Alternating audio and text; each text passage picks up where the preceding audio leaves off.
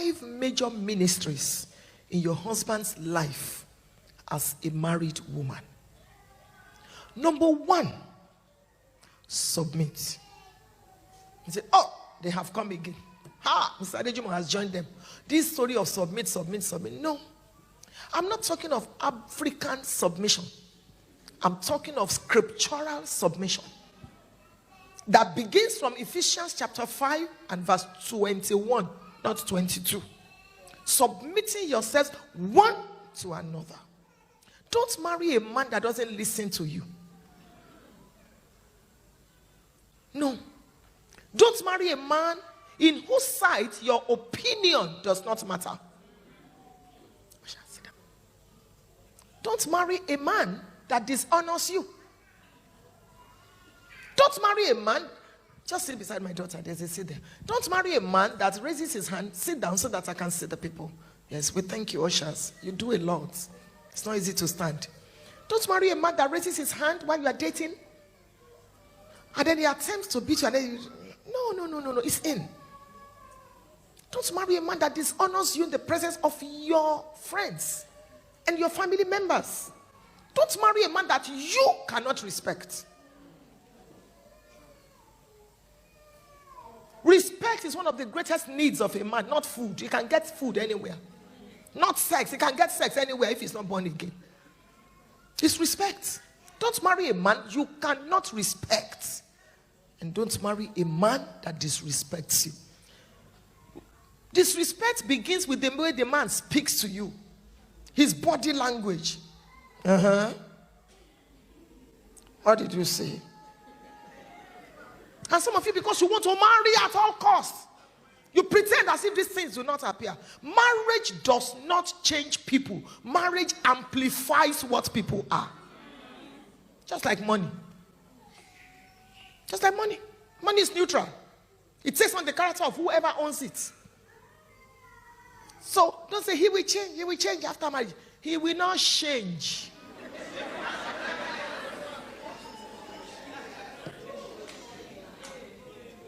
So look for these things in marriage. Submission is you are a heavy duty person. You have something and then you hand over the control, the leadership. To me, Bible submission is strength put under control.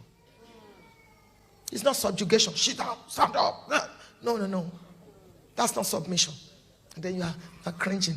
I was at the hotel this morning to have breakfast at the restaurant, and at a point I was almost in tears. I noticed a particular couple. That lady was all covered, and then she was going to eat. Her husband was nothing on the man's face. And she had this veil. So even put the fork in her mouth, she will use one hand to hold it. You won't believe it. At a point I said, Jesus, please come. Come, women are suffering too much. What is this? To eat. Because of what? Louis Vuitton or Gucci?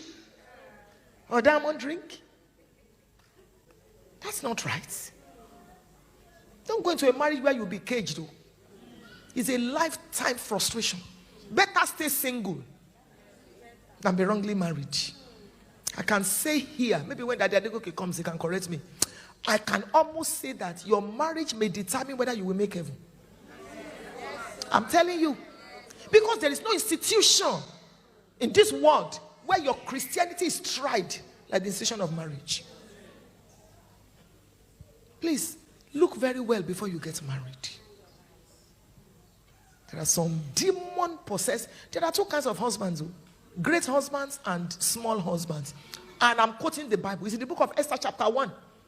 Memucan was speaking. He said, "O king, you better remove this woman called Vashti, so that women will honor their husbands, both great and small." Is that not in the Bible? There are great husbands and there are small husbands. Now that you are married and you're a heavyweight woman, don't flaunt your weight and your greatness to dishonor your husband.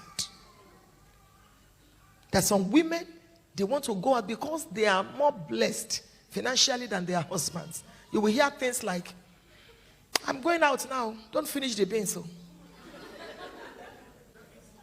you just be saying things so that people will know you are the one that bought it. It's a sin. Don't demoralize your husband. Don't belittle him. He may be going through some stuff now, but things change. And God is coming for him too. Honor him so that when the man comes out of the storm, he looks back and he says, thank God for my wife. I told you when I was starting this message that I give the highest honor to my husband. The highest. Sometimes I wake my husband up with a love song from his sleep. I'm touching his body, I'm touching his hair, and I'm singing a love song to him. The man is waking up. Good morning, darling. What do you want? Ask me up to half of the kingdom. I said, I'm not even asking for anything. I just want you to know that you have honor. Wow. My husband's cutlery is different. Yes. His glass cup is different. His plate is different. He's a king in that house. Yes. Some of you will serve your husband's food as if he's a dog. You put the rice, put the stew on top, put dodo, put meat, give him. But when guests are coming, you bring out all the special dishes. And once you put salad here, put this one there, put that one here. And once they are gone, you remove all the whatever. You stack them. You worship them. Some people will come and inherit when Jesus comes. I didn't mention anybody.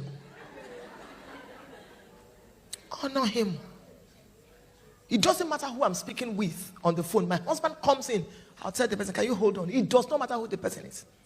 Your Excellency, welcome. Are you okay? Yes, okay. Okay, darling, just give me a few minutes. Your husband is your Excellency.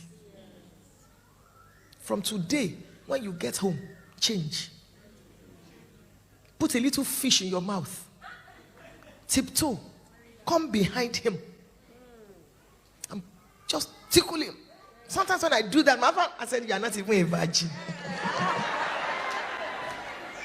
Bring romance to your home. Sometimes put that fish in his mouth, just tiptoe and come behind him and cover his face with your two hands. Some of you, romance has grown wings and flown out of your marriages. All you do is come to church. Praise the Lord. Oh, sing, go, sing, go. It's so spiritual. And you know what bothers me more? Some of you, you use your children's names to call your husband. Olu's daddy. Daddy Tolu, you are a bush girl. Bush. Daddy.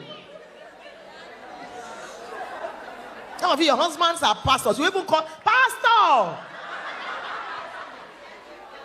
Daddy, wa. You can call him daddy in church, you know, because that's the language. But in your house, it's your husband. Darling, sweetie, baby, babe, honey. So, when you get home today, start. If your husband says, when did we start? He said, we are just starting now.